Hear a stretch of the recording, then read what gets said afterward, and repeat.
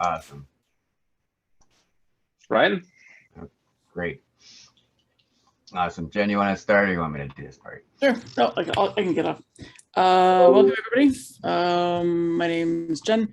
I'm seen every once in a while around the Mars Besides Mars.com Slack channel. And yeah, this is actually my first DC604 meeting. Darren and I teamed up in June to do a Tracelabs OSINT CTF, and yeah, we're just going to talk a little bit about our experience, what it was like, some of the tools that we used, some of our lessons learned, and at the end we'll let you know how we did and what's next. We'll share some resources with you. Definitely open to taking questions. So yeah, if anybody has questions, feel free to jump in. Or I don't know what's better, jump in or wait till the end. I'm easy either way. Mm-hmm. Yeah. Awesome. You can also type in the chat and I'll direct the questions if that helps. Cool. Sounds good. All right. Yeah, a little bit about us. Like I say, Jen, Boxed Olive was kind of a smoosh together of both of our names. By day, I do application security, and I'm a privacy and compliance nerd, and I'm also an OSINT enthusiast. This was my first CTF for OSINT. Darren? Hi. I do all kinds of work during the day. This was my first OSINT CTF. It was interesting. Some of you know me from B-Sides, probably. Sec. Been doing that since the start. Founded the Sec, co-founded B-Sides. So yeah, I think that's where most of you know me from. I do lots of OSINT. Unfortunately, I don't get paid for doing OSINT. There needs to be more paid jobs for OSINT. Jitter, yeah. But this is my first Tracelabs CTF. And we're going to tell you a little bit more about how that went for us. Can everybody hear Darren okay? Is it just me? You're breaking out, Darren, for me. Yeah, it's a little broken up for me too. Yeah. Sorry about that. I'm going to close the tab here. Is that any better? Yes. For now? Hopefully. So far, so okay. Good. Any better there? Yep. Yeah. Okay, let's try that. I had to switch computers at the start here, and this one's the slower one of the three, unfortunately. Okay, so we'll do a little introduction about what is OSINT. OSINT, for just to cover the basics. OSINT is open source intelligence. Basically, available materials. So you got it. All kinds of things. Stuff your mom and grandma post on Facebook. Exactly. As a meme, I've seen it. Basically, it's like, yeah, thanks mom, thanks grandma. It's like we basically, you want contest for us, because yeah, mom and grandma are the best places to go on Facebook for information on the kids. Tracelabs. Can you try disabling video? The audio is still pretty bad. Sorry. Yeah. Let's try that. Okay, let's try that. Is that any better? Let's try that. It is for now. Okay, no problem. I can open the slides over here too. So that's totally fine. Tracelabs. Jen, you want to talk about Tracelabs?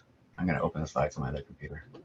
Sure. Tracelabs is this really cool organization that they're nonprofit, and they basically want to help find missing persons while promoting OSINT to members of the community.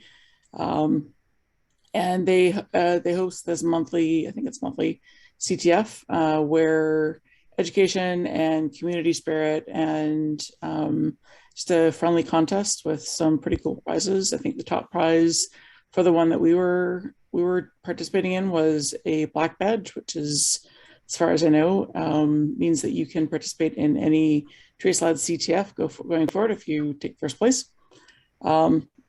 So what is the CTF? Basically what I just said, a regular CTF You get newbies like myself and seasoned OSINT enthusiasts get together for friendly competition. The coolest thing about this, though, is that where normal CTFs, you are looking for pre-programmed in flags that are intentional for you to go and get. This actually has real world benefit because you're actually looking for missing people of various ages, some adults, some children. So how does the Tracelabs CTF work? So basically what you do is you create an account on the platform. You give yourself a team name. This is important because you have to be a team of one, maximum of 4 people. And then you get an invite, you get a ticket, and you get an invite. Lots of good info on the intro call. The rules of engagement are heavily underscored throughout the whole process. These are super important to pay attention to if you're thinking about joining a CTF, because the folks that you're looking for are real people, and the outcome of the CTF can have real world consequences. So yeah, at the kickoff, the subject info will be released, but not before. We had 4 subjects, so the subject names are released, and then they kind of give you a bit of information to get started. So that could be like a news article or a police report or something along the lines, just to make sure that you're actually searching for the right Joe Smith, for example. They also have a really active Slack channel for help or for the community, as well as talking to your judges and other people. Yeah, lots of community participation in this one, which is really cool to see. Got it. Darren, how's your audio? I don't know. Let's try that. How does that sound? That sounds pretty good, buddy. Any better? Okay. Well, let's talk about how Tracelabs CTF works. Basically, after the kickoff, you get 6 hours, and you spend 6 hours scouring the internet looking for flags to score some points.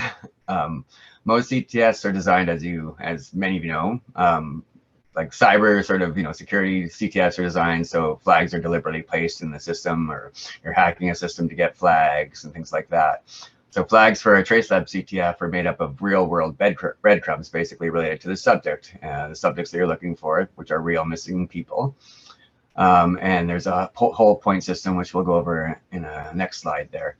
You basically submit evidence, like you're going to be audited, so your submissions are judged, and you submit it basically according to their point system. They have a whole bunch of categories. Along with your submissions, you basically, you submit a link or a screenshot, to, category why it's relevant to the subject, why it would be pertinent to the investigation. All of your submissions, they go to a judge basically, and they're approved. So and typically Tracelabs CTF, there's about 650 people per event, and they're all assigned a judge after they do a first submission, and then those judges validate each thing. At the end of the Tracelabs CTF, all of the evidence is submitted to law enforcement to help with the case, which is one of the interesting and great things about being involved with the Tracelabs CTF.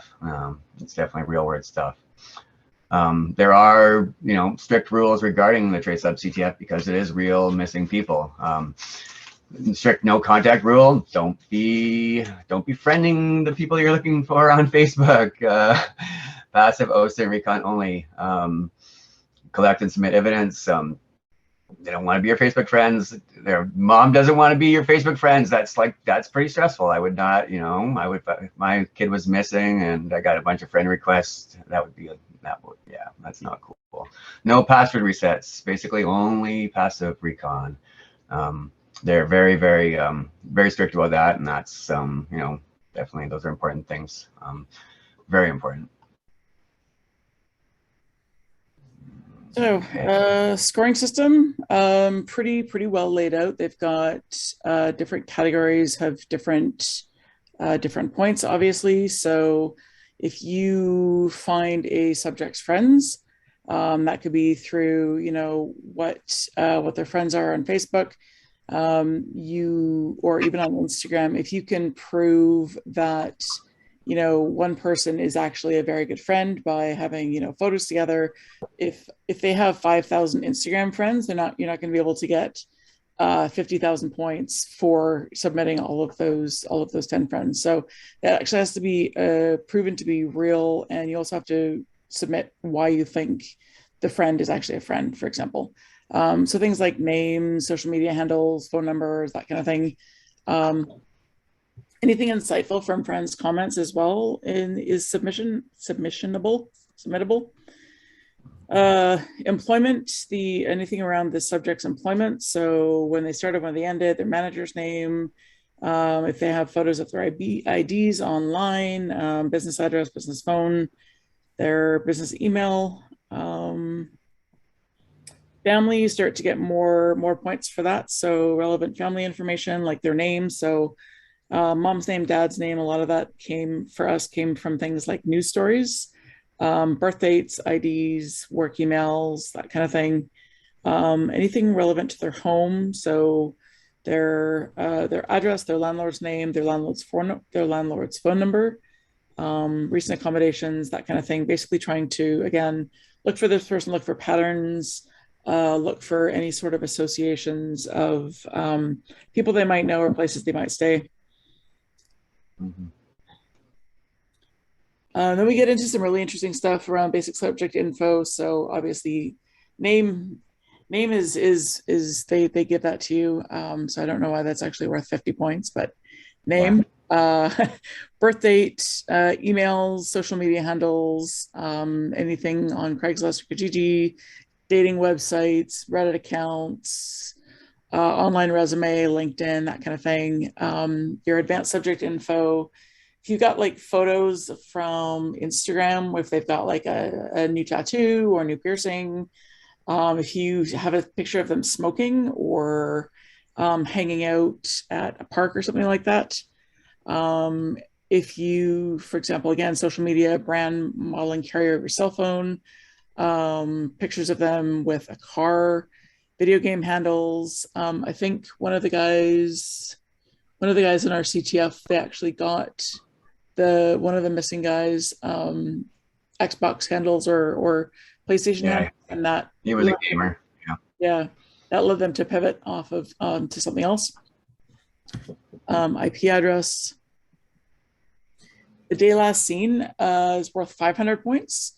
So anything that is relevant around the time, if you can get like CCTV footage from, the street that they were walking on, or, if you know that they disappeared on July 12th, they, searching through their friends' Facebook, like the posts around them fighting with somebody, that kind of stuff. If you can get onto the dark web, anything related to the dark web is worth 1,000 points, but the caveat there is that if you have a website on the dark web that actually just mirrors what's on the regular web, then that's not counted. It's only available on the dark web. Yeah. And then you get a 5,000 point hit if you actually find out where that person is. Which is, it's got to be new information.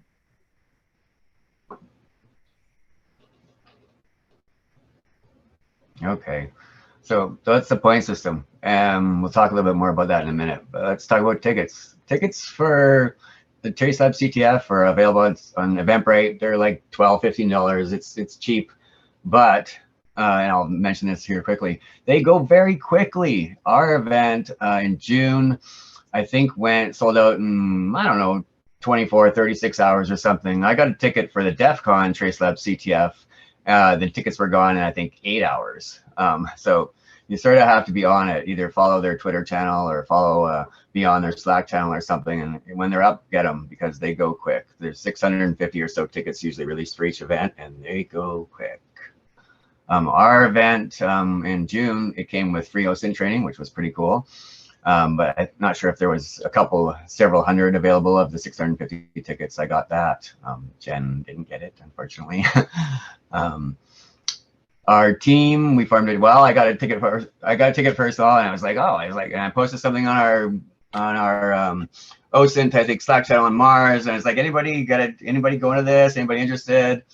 and I think Jenn piped up and got a ticket. So we formed a team, just us. It was Boxed Olive, which was sort of a mutation of Hardbox, and it's Olive. Angry Jenn, Olive. what's your other? That's right. So we just decided to come up with that name. Setting up a team is really simple. Once you're logged into the Tracelabs CTF control panel, you basically just add a team name, and it gives you a link that you can send that invite code to any other prospective members. Even if you have a team of, even if you're one person, you can definitely take part in the Tracelabs CTF. When I took part in the DefCon Tracelabs CTF, I was a team of one, and I used the same team name. But you need to actually set up a team and a team name, even if you're just a team of one, which is fine. Next slide. Yeah. Tools. I focused a lot of my searching just with various search engines. I've got a couple Michael Bazzell books that I reviewed beforehand. A lot of YouTube. I really heavily relied on Darren this time, and I made all of my notes in Sublime. Darren's done a lot of things. You can talk a bit about your tools. I do all kinds of OSINT work that I've been doing for a while, and so I was like, oh, I could have a whole list of tools here, and we'll talk a little bit more about some other tools that we use. But I just provided a link. I have a Start Me page that's basically subdivided into categories. And you guys probably can't see the link there. I'll post it, or maybe Jenn can post it in the chat there.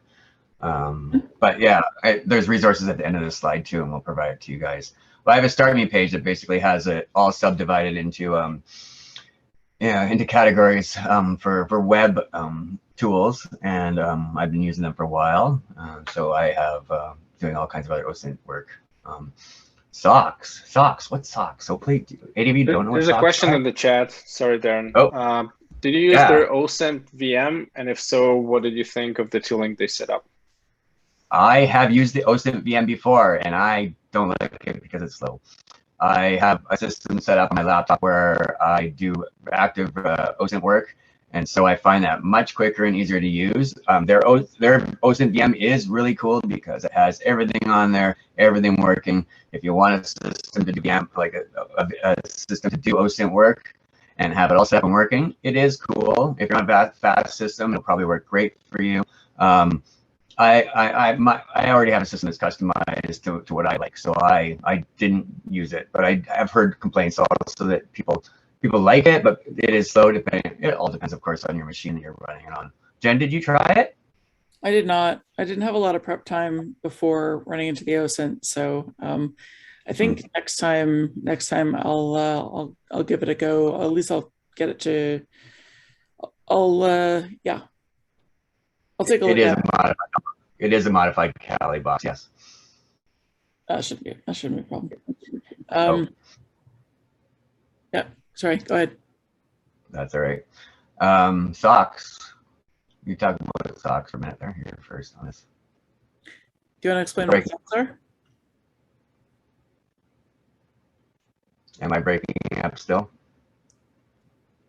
A little bit, not too bad. Okay. You want to talk about socks, Jenn? Yeah, socks. I actually don't know why they're called socks, but sock accounts, I came to understand, are basically just sock puppet accounts. They are fake accounts where you do your recon. So you've got like an account on, Instagram or Facebook or TikTok or Gmail, or basically new burnable accounts that if you get shut down, it's not a big deal. It's not your personal account. So basically you want to have these extra spare fake accounts set up and ready to go before your experience doing a CTF. I wasn't feeling like I was going to go super hardcore on this, so I used a lot of my own secondary accounts, which I was okay if they got burned, whatever. I wasn't going to be too burnt up about it, but I did create a new Instagram, Facebook, and TikTok account just to just to do that. It was actually my very first TikTok account, which is, TikTok's an interesting place, kids. Yeah, I might not spend the time spinning up a lot of socks unless I was doing a lot of OSINT. I don't think that any of my search patterns were too abnormal to get me shut down, but I don't know. We'll see. Darren, what was your experience with socks? I think you went a little. You probably got. I do a lot of other OSINT work, and so I have a lot of other socks available, and some of them are that I've set up are just for passive research. And yes, they're fake accounts, correct? So they're accounts set up under a persona name, and I have both passive socks and I have active socks. And so my passive socks are socks that are basically just used for research, and they're not. They don't post much or whatever else. They have they got a username and whatever else, and they've got some friends or whatever on Facebook or Instagram or TikTok or whatever. I also have passive socks I use for other research, and those stocks, those personas are a person that's involved in a whatever type of research that I'm working on, and they actively post in groups, and they friend people and things like that. So those are active socks, and for this type of event, don't need to use an active sock. I'm using passive research socks. And yeah, my next comment on the slide there is basically setting up socks depending on what you want them for and need them for can take time and take work. Active socks, of course, take a lot more work. Passive socks, depending on what your OPSEC needs are, basically, can take a little bit of work to a lot of work. So do you want them to be able to be linked to you? Do you want them totally anonymous? Do you want them pseudo-anonymous? Sort of thing. That'll vary depending on. For an event like this, you don't need much. It doesn't really matter if they're linked to you, but people don't want people use socks because they don't want the research necessarily linked to their account or coming from their account, the searches and stuff like that, their personal accounts, their personal social media and other accounts. Yep, I'm just looking at the chat. Okay, yes, and there's lots of good setup on how to set up socks. For comms, for our team communications, I set up a private Discord server, which basically allowed me and Jen to be logged in while we were doing research for the 6 hours of the contest. And I just set up 4 channels for each of the subject people, the 4 missing people. So we could actively do research and post it in that channel, and then, for instance, and then be able to review, or like I took one person to start with and Jen took one person to start with. But later on, I looked at her channel. I started doing some research on the first person that she was looking at. So I could see everything that she'd pulled up already, whether it was news article links, whether it was photos she pulled up, whether it was new social media accounts she found, et cetera, and I could review that really easily, and that helped us a lot. We were just a team of 2, but with a team of 4, I think that communications and coordination would definitely is more important. Yeah, the Discord channel worked out really well. Yeah, so D-Day. Yeah, it was on June 26th. There's a kickoff at 8 a.m. CTF started at 9 a.m. There was an hour of preamble and questions and how does it work and rules. 6-hour playtime. We had 4 subjects to look for, spanning 2 continents. We had North America and Europe. No, 3. Was it 2 3? in the US, 1 in Canada. 1 in Canada. It was Montreal, and 1 in the UK. Yeah, the younger yeah, 1 was yeah. But so yeah, very interesting. So I've done lots of OSINT work on US people and Canadian people, and never on a European citizen. So that was interesting. Definitely. And doing research on Canadian people, OSINT-wise, is different also because there's a lot of privacy laws in Canada that aren't the same as the United States. So that was interesting to just, yeah. She was also the EU citizen was also the one that was missing for the longest time. And they say that the longer the person is missing, the harder and the fewer breadcrumbs online there's going to be. So that was interesting. So yeah, worldwide subjects, worldwide participation. There was participation from yeah, all over the world. I drank so much coffee that day. So much 6 coffee. hours. 6 hours of it was pretty stressful. It was. It was really stressful, actually, much more stressful than I thought it was going to be. Yeah. And real world cases, yeah, some of the cases were stressful, definitely. It was even taking breaks. It was, you got it. Yeah, so basically what you're doing is you're digging through internet research, you're digging through news stories and police reports and scouring people's Instagram and their friends' Instagram and their Facebook, and you feel a little creepy doing that, but you have to remember that it's you're doing it for the good, to help hopefully give the police some new information to help in a active missing persons case. So I see a question there. Do the team share subjects? All of the teams are looking for the same 4 people. Does that answer your question? I think so. But yeah, the emotions somebody mentions, yes. Some of the cases are very sad. One of our cases was, was very sad. One of them, well, actually a couple of them were pretty sad. One had been, it was definitely not good circumstances. Another one, mental health issues was missing. A couple other ones weren't as sad, but definitely the emotions are, you're reading about news articles, you're reading, you're looking at parents and families, social media sites, looking for their family, looking for their missing whoever. Yeah, it's definitely emotional. It's definitely stressful. You definitely need to schedule some decompression time after a Tracelabs CTF, actually, I think. 100%. Yeah, you got it. Yeah, that was actually I'll touch on that a little bit in a couple of slides around my lessons. Yeah, we do talk about that a bit more. Yeah. This is the Tracelabs CTF team interface, and I've edited it out, of course. And this is at the end of our 6 hours. And so you can see basically we didn't submit piles of flags. I think, I don't know, 31, 29, I think, flags we submitted all together. And of course, this being our first Tracelabs CTF, we're getting the hang of basically the point system and how to submit flags and how to submit them and how to get them approved. One thing that I mentioned, I want to discuss is basically once you started to submit your first flag, you get assigned a judge, and Tracelabs has a Slack channel, and you should definitely contact your judge. And I think I'll mention that in the next slide, or next slide. But your judge is important, and talking to your judge, judges are great, and they're great, and they'll give you feedback.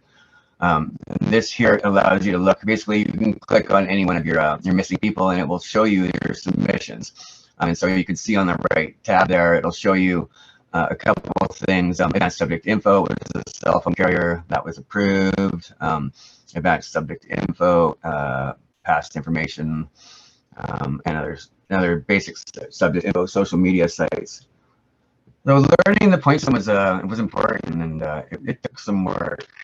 Definitely, it did. Definitely, I took part in the Tracelabs DefCon1, and I had learned a lot, and it was definitely, I did very well just by myself even, so it was interesting to be on this, try another one. So, but it does take a little bit of work just to figure out the point system and how to submit things and what, and because there's all kinds of things you can submit, as you can see from the point system, right?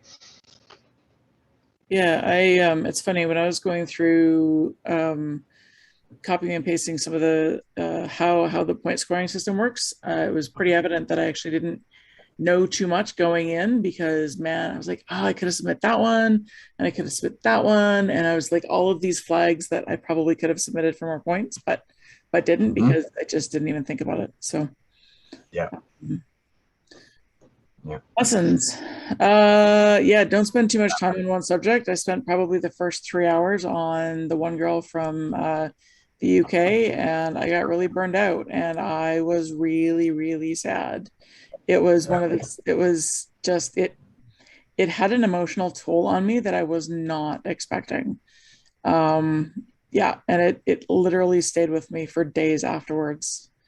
The other thing I noticed was you need to document absolutely everything. Mind mapping, I'll probably do mind mapping next time, just how I would get from a news story to a photo to searching about like, oh, what was the label or the crest on the jacket in the photo, and hey, look at that, there's an activity that this person does afterwards, and how this person, now I see they're in a photo with this person, and then this other person, oh, look at that, they're now Facebook friends. And so just like everything is like breadcrumbs, and you pivot from news stories to photos to Facebook to Instagram to TikTok to it. Yeah, it's, you have to document everything. I might use a screen recorder next time and a voiceover just to walk through my thoughts, in case I ever need to go back and challenge a judge's decision. They always like to have the evidence wrapped up with a really solid reason why you think two people might be friends, for example. Take break regularly. The emotional impact is real. Having a couple of puppies to snuggle afterwards was a real help. Why?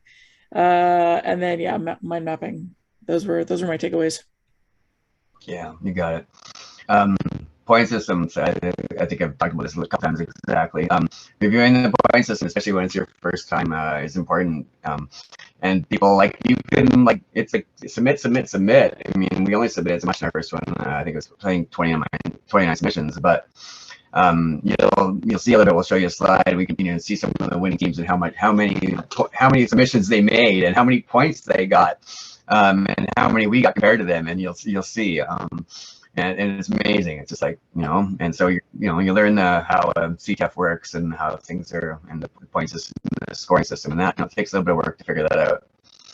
As I mentioned, I think in the previous slide, after you get assigned a judge, after your first submission, after your first flag submission, you can go onto the Tracelabs Slack channel and send a DM them, basically do a DM with them and your team and say, hello, hey, we're Team Fox Olive. We just submitted something, just wanted to check in and say hi. Thanks for your time into Tracelabs CTF, etc. Our judge was great. They gave us feedback on our flags. Flags that were rejected. If we had a question about it, they would say, hey, no, yeah, blah, blah, blah. So a little bit more, so we had a thing. On my last one, I had a flag that they rejected, and I was just like, I explained things to them and resubmitted it, and they were like, oh, yeah, ta-da. So the judges are great, and contacting your judge and talking about it is really important, very important. Coordinating with your team members. So basically having some type of coordination. 2 people wasn't so bad, but with 4 would just take more coordination work. Basically, we each picked a person, a subject off the start, and then I spent about an hour on one or two hours, and then I switched over to another person. And then after Jen had changed to a different person, I switched over to her person and submitted a couple of things. A couple of those got rejected because they'd already been submitted before. So coordination and documenting things as much as you can with whatever type of communication system you're using with your team is really important. Doing some mind mapping, looking at some processes regarding OSINT and investigating, looking at the method you use to look at subjects, and pivoting is important. So depending on how much work you want to put into the Tracelabs CTF, some of the top teams definitely they do OSINT for for real life work, get paid. They're definitely they got their things down pat. They've done Tracelabs CTFs for they've done 8 or 10 or many of them. But yeah, so document your research and submitted flags in your communication system is really important. And just and as you have bigger team, even if you have one's fine. But the screen recorder, there's some OSINT apps that will actually record all of your screen stuff and are actually set up like that and are very awesome. And of course, yeah, I think it'd be great to do something like that. So some of them are not cheap, unfortunately. But within the first hour on one subject, I have 60 tabs open. I went from this thing to this thing to this thing, pivoted to another thing. I have yeah. So there's a lot going on, and trying to keep track of it is definitely tough and challenging at times.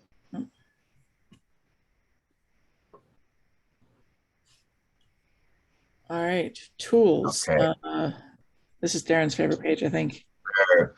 There's a couple of my favorite tools. tools. And I just wanted to put them there. I also just posted my Start Me page in the chat, so you all can take a look at that. And that's why I didn't post all the tools here. But a couple of my favorite tools here. The Epios mail checker is awesome. It allows you to basically submit an account, an email address, and it will tell you whether it's a Google account or whether it's not a Google account. If it's a Google account, it will give you their username, their user profile photo if they have one, the last time they've accessed their account, a link to their Google Maps if they've done any reviews. It will show up. There's a couple other links there, typically to their photos and calendar, which most people are private these days, and that doesn't provide much information. But it also provides email accounts or social media accounts that are using that email. It's a great tool. It's my first stop for email addresses when I'm doing OSINT work. Username checker. This online one is great. It's like Hello Hey. You can put in a username. It searches about 300 different social media and other apps, online apps, and it will tell you whether they have accounts or not. So you put in Hardbox, and it's going to say, hey, I got an account on Twitter, blah, blah, blah, blah. It'll come up with 30 or so things, 300 or whatever. And we'll have links. It allows you to export that data by CSV or other things, or click on those links and just open up that data, open up those tabs with a link to their username on Garmin, the Garmin GPS, or health, whatever. There's all kinds of things that it checks, which is great. The OSINT framework is a great framework if you want some basics, or actually not basics, it's really advanced. There's a lot of stuff in the OSINT framework if you want to check it out for basically, tools and links to methods to go to look up OSINT work on all kinds of places. So whether it be Facebook or whether it be DNS or whether it be whatever. Model search engines. Yes. Jen, you put that one in there. What was that? I did. Yeah. I think you actually have a tool in your toolkit that you hit go, and it basically searches. Yes, it's the Michael Basil. Yeah. Michael Basil, in his book, he has a search tool, which is basically a bunch of HTML files, and that you can basically put on your computer and basically open up, and it allows you to. It's got like 15 categories. One of them is email, one of them is addresses, one of them is phone numbers.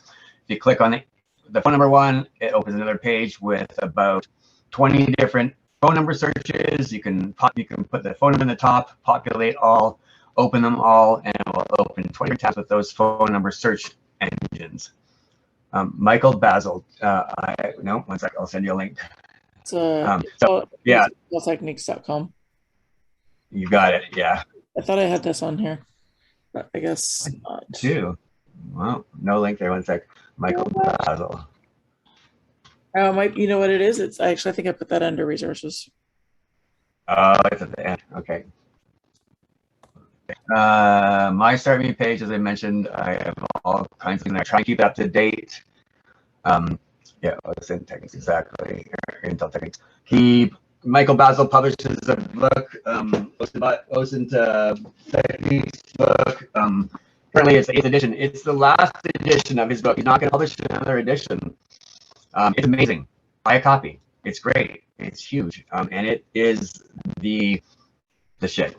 It's the shiznit of OSINT, basically. Michael Basil is a previous law enforcement investigator, and he has an online course now, also a video course and a training course also that is not expensive, actually, compared to many others. And the book is amazing.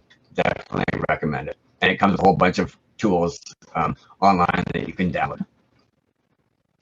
Prebeaver, love the name. Prebeaver is awesome. Twitter accounts, OSINT work. It allows you to search on, download all kinds of information from one person's Twitter accounts. It allows you to search on basically correlations between two Twitter accounts. Give you their user ID, all kinds of other interesting things like that. Those are some of my favorite tools. Cool. Spiderfoot. I didn't use Spiderfoot. Darren, I think you use Spiderfit, didn't you? I did use Spiderfit, and I do use it fairly often. Spiderfit's something that's also provided on the Tracelabs VM.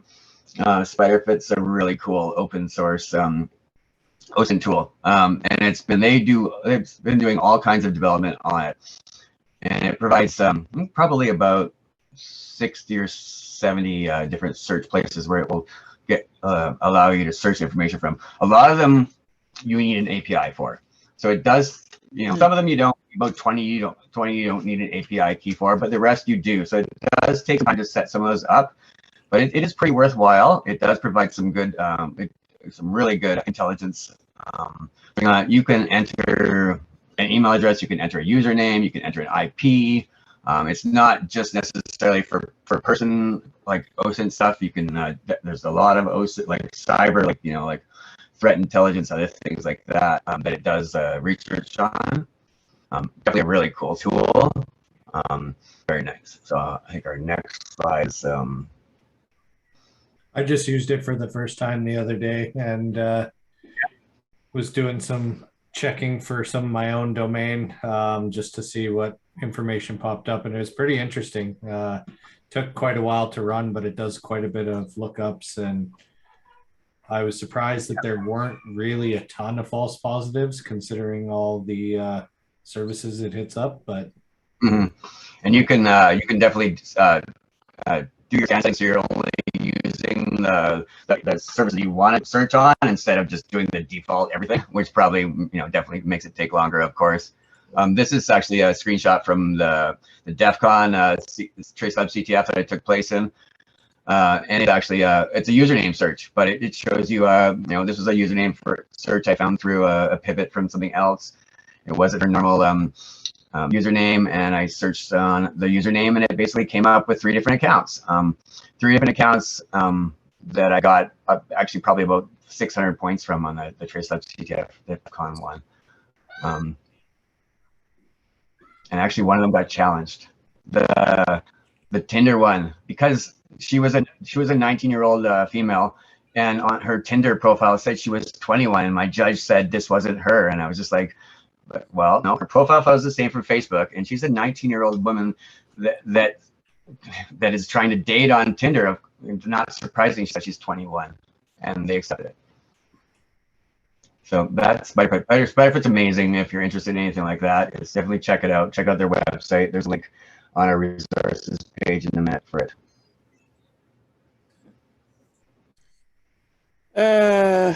Flags. Yeah, so let's capture the flag. We're going for flags. News stories, lots of news stories, particularly with missing people.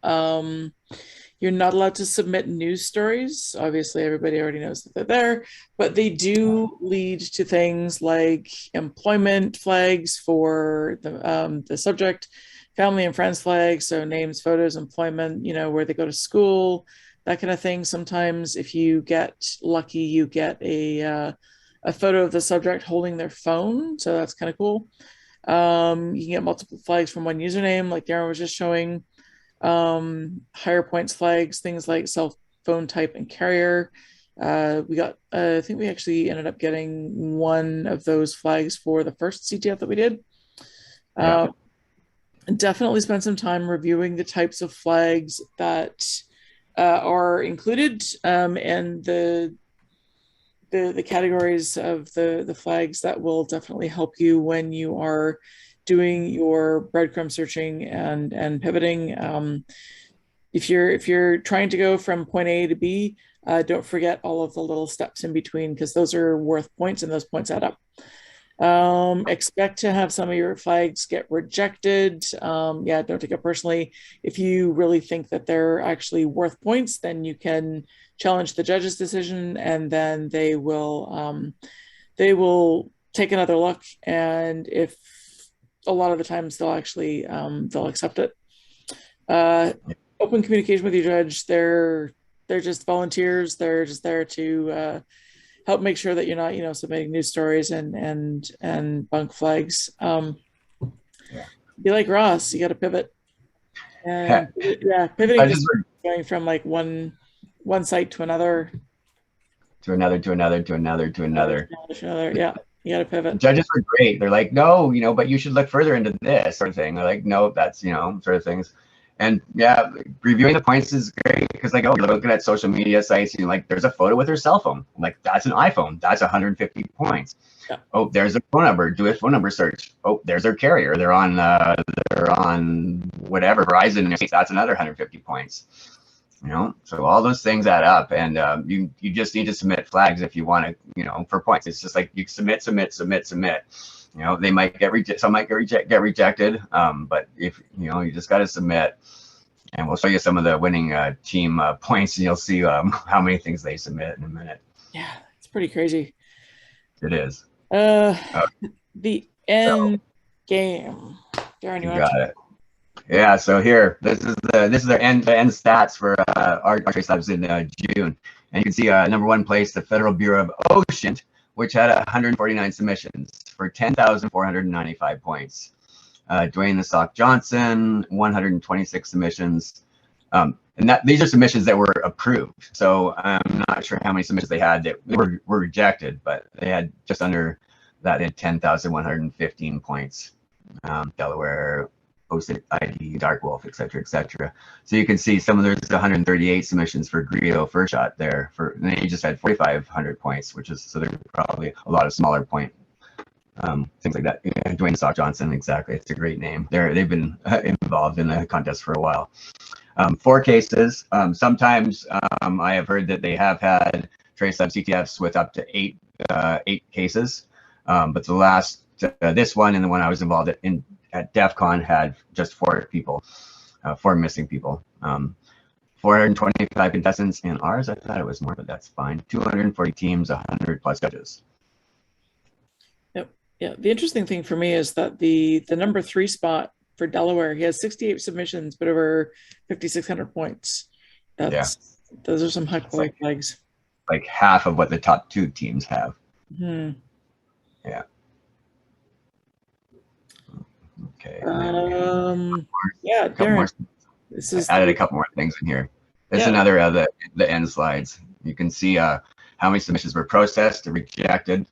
5,042 submissions accepted from all the people in teams, and the types of submissions. So 90 submissions for last day seen, which is amazing. 703 for advanced subject info, basic subject info 1,500. Friends 951, employment 73, home I think is 19, and family 1,600 basically. So it's a lot, and all that goes to law enforcement at the end of things, which is great. And I'm not sure if you guys know, but the Tracelabs, the CTF is like that's a homegrown thing. It's Vancouver people that started Tracelabs CTF. Yeah, I thought that was the case. I didn't want to. Yeah. No, I didn't have any way to verify that though. Yeah. These are the prizes from the last one in June, and they're pretty cool prizes. As you can see, the OSCP vouchers, events of security, PWK. That's a pretty cool prize. Hunchly license. Hunchly is an OSINT software. Really cool software. Really, I love that. But you got to Hack the Box VIP subscriptions. So they do first, second, and third, and then they do the MBO, which is the most valuable. Something. Basically, the MBO prize goes to the most valuable submission. So it could be a submission, but it's basically the most valuable, the most interesting submission. So it's typically submissions that somebody spent a whole bunch of time on. They've done a pile of work. They may not be the winning team. And I think in this case, they weren't any of the first, second, or third teams at all, but they've done a great, like map. They've done a whole bunch of intelligence work. They've done, it was a very interesting submission, basically. So the most interesting or valuable submission in the whole contest is what they get the MVO prize to. Yeah. So lots of cool prizes. Adrian Korn there is another DefCon Toronto admin as well. Yeah, Toronto, right? Yeah. So that's the prizes. So this is how we did out of 240 teams. We came in 37th. Yeah. So 29 submissions submitted, or sorry, accepted. Our final score was 1910. So I would say that's not too bad for a first time. I was pretty impressed. And definitely. I was pretty happy with that. Yeah, that's a great score. Like my goal going in was not to be last. Yeah. And we were nowhere near last. Exactly. That's true. That's true. You got some of the higher scoring flags too, because you had way less submissions than a couple of the teams above you, but same points. Yeah. Yes. Yeah. Okay. Yeah. I think this is our final slide. Resources. So you might see some duplicates of the links from earlier, but just the Tracelabs initiative search party. There's actually some contestants and judge guides there, as well as the YouTube training playlist. Intel Techniques, that Michael Bazel's site, Darren's start page, the OSINT framework. Sam's put out a free resources for OSINT. The CTF write-ups, that was really interesting because going through the write-ups from other teams sort of helped me get my mind around how the flow of the situation worked and, you know, how to communicate and what worked and what didn't work for other teams. So there's actually a lot of really good write-ups in there. Yeah, that's where I thought the Discord communications, using it for comms, definitely. So, and it worked well for us. Darren, do you remember what this link was for? With the which? Pardon me? The webbreacher.com OSINT map? Oh, that was one of the mind maps sort of thing for OSINT investigations. Yeah, it's pretty interesting if you check out it. Basically, it's pretty big. It's pretty comprehensive, which it should be, of course. It allows you basically to do some mind mapping, some mapping from the processes of here's my person, here's my username, Facebook, pivot, like different places to look for information and how to, how to keep that coordinated a little bit. And definitely, it's interesting. It's pretty comprehensive. The search party CTF write-ups were very interesting because being my first CTF, I was like, how the heck, like, how do I submit? Like, what do I have to give them for a criteria? I was like, okay, how much information do I just have to say here? This is their friend. It's their friend. I think it might be important, right? And you don't have to say much. It might be just that. But I was like, how do I I wanted to get some information on submissions. So there was some good information in there. I read maybe a dozen of them. I think there might be 40 on there or something. There's a fair amount, but there's some really good ones on there. There's some people using like Slack channels for coordination with their teams. There's some people using well, what was the one you suggested, Jen? I think people are using like you suggested initially. I don't remember. What was that? Okay, that's all right. But yeah, and some people are using Discord, which is what I thought would be a great idea, and we used that. It worked great, I think. But yeah, some really good write-ups in there, definitely about some teams' experiences. Go ahead. Yeah, that's it. Oops. Yeah. Any other questions from y'all? What questions do you guys have? Huh. I'll leave the resources slide up. Oh yeah, do that. That's fine. We are going to share these slides, by the way. So don't worry about take screenshots if you want, but we'll make sure that you guys get a copy of these slides. Perfect. Yeah. Thank you. No problem at all.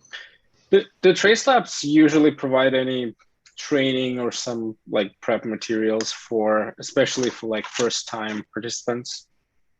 They do have a Tracelabs like PDF for both judges and participants, and they do have those available. In addition to that, they have I think probably about 6 different videos on their YouTube channel, which is pretty cool. I can put a link up to that one sec here, and those videos are pretty cool, including one on topics, which is pretty cool. So they don't. Other than that, they have partnered with some other companies to do like training. Like they had a OSINT training along with the first 200 people at our contest sort of thing. Yep. But they don't do training per se themselves. No, the training that was actually provided with the first 300 tickets, I actually signed up for. I haven't taken it yet, but it was reasonably cheap. $100 for 6 months of access to their training. So yeah, but definitely if you want to do one of these and you are interested in doing the training, definitely jump on that, because I think the cheaper price tag for the ticket, I think I paid $30. Cheaper price tag for the ticket includes the training. So yeah, Nice. even without taking the training, I found just reviewing the stuff on the website, taking a look at the other write-ups, talking to Darren, and just like looking at their videos, and plus attending the intro call, most of my questions were answered, and then everything else was figuring it out on the fly. Yeah, the Tracelabs Slack, great info. Yep. Janice wants to know if we ever find out if the subjects are found. Darren, I think you've one of our subjects was found about 2 weeks after the contest. Not sure if that was related to the contest or not, so I'm not sure. And so a couple here quick comments. So in our contest, there was somebody from England that was missing, and they were missing for a couple of years. Yep. There was somebody from Canada that was missing, and they'd been missing for several months. And then 2 other people from the United States were missing, and they were missing for not that long. And so it's interesting, and as we're working through people have been missing longer, there's less breadcrumbs. People that are, depending on their age, of course, they have less or more social media presence. So, you know, for instance, like younger people, they have a lot of social media presence usually. You know, older people, if they're 50 or 60, they might not have any social media presence. They might, though it depends, right? So it's one of those things. You got it. It definitely varies. I was taking a look through the chat here to make sure that we're not missing any questions. In the DefCon Tracelabs CTF, there was 2 people that were missing for 3 days and 6 days. So very little time, both younger, 19 and 20 sort of thing. One of them had 6 different Instagram accounts. That was the one that had the Tinder account. It was like, wow, nice. It's like, you're a typical teenage girl. I don't know whether you forgot your passwords and just have all kinds of Instagram accounts or whatever, but it was all kinds of social media. Darren, you also mentioned that doing OSINT on somebody from EU is different than for somebody from North America. Can you elaborate on that? I can. I'm going to answer the question really quickly. I think every 2 months Tracelabs CTFs run.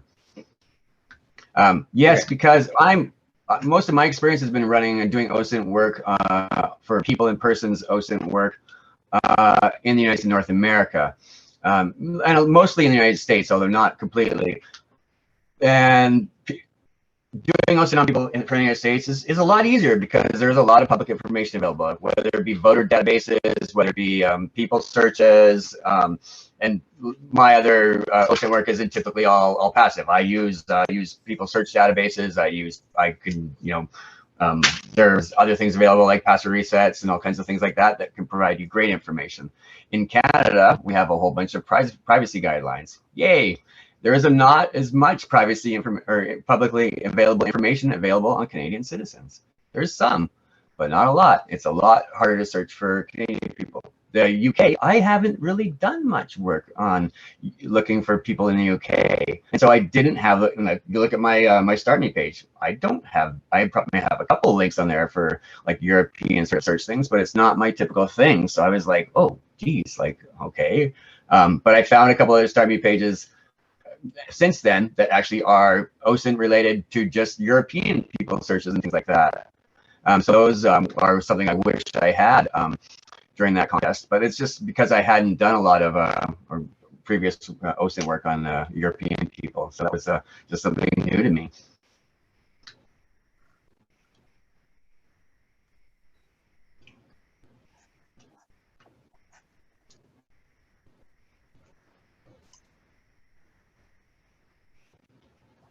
Yes. Dean. Yeah. I don't think I've ever heard of that one before. I'll have to take a look. The Charlie Project. Or Charlie Project. Yeah. What other questions did you guys have? I was wondering if Darren, you or Jen, if you've done you've talked today about doing OSINT on people. Have you ever done or have kind of thoughts about doing OSINT on companies? I've done some on companies and some on websites and things like that, and hosts and things like that. Not as much, but some. Definitely, you know, there's all kinds of enumeration things like that for looking and, you know, gathering email addresses for companies and things like that. I've done a little bit, not a lot, but there are definitely, you know, there's definitely a lot of things on OSINT on companies and things like that, whether it be just cyber or whether it be, you know, like actual like people and looking at people that work for those companies and things like that. Definitely, I haven't done a lot, but I've done some, definitely.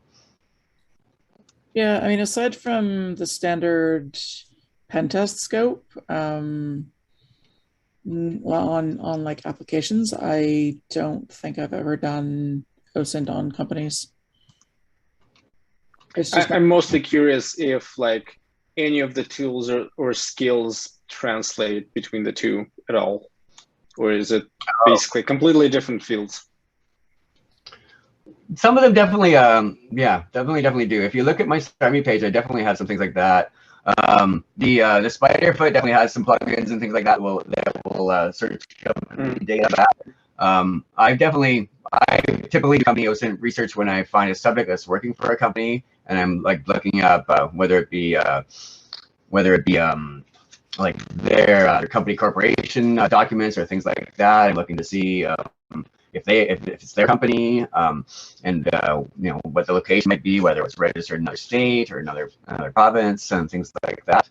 You know, how big the company is, things like, you know, that. Sometimes I'm looking doing a lot of like, I'm looking at website host research, looking at who has historical data, DNS. I'm looking at websites that are hosted on hosts that are not that are anonymizing their website hosting, like, so things like Cloudflare, like, you know, finding websites that are hosted behind Cloudflare and things like anonymize and things like that, and like whether you can find a real IP, so is it really hosted wherever. So I have done some things like that. TikTok meme.